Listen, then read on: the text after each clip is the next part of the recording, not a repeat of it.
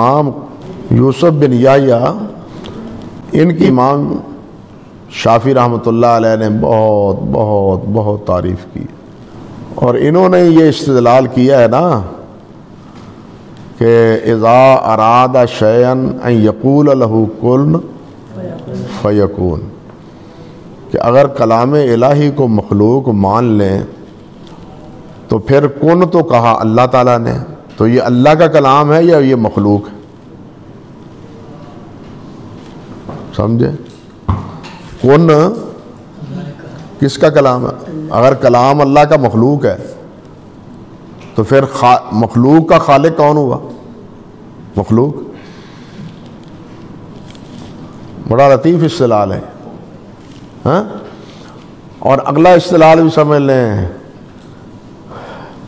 تو امام احمد نے فرمایا کہ اسی آیت سے پتہ چلتا ہے کہ کلام مقدم ہے اور مخلوق مؤخر ہے۔ سمجھ گئے بات؟ کلام کیا ہے؟ پہلے کون ہے پھر مخلوق ہے نا، اس لیے پہلے خالق ہے، اس کا کلام ہے، مخلوق بعد میں ہے۔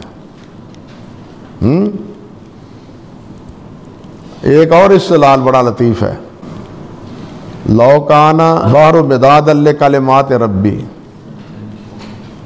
اب یہ بر و بحر سب ختم ہو جائیں، کلمات ختم نہ ہوں، یہ کیوں ہے؟ کیونکہ خاتمہ مخلوق کا ہے، خالق کا نہیں۔ بات سمجھے نا، خاتمہ کس کا ہوگا؟ مخلوق کا، خالق کا نہیں، نہ خالق کا نہ خالق کے کلمات کا۔ اور اسی وجہ سے کلمات سے نبی علیہ السلام نے تعوذ پکڑا ہے، اعوذ بکلمات اللہ التامات۔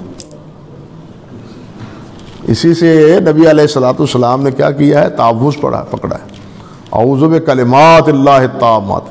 اگر یہ کلمات مخلوق ہیں تو پھر کس سے پناہ ہے؟ وہ سمجھے بات؟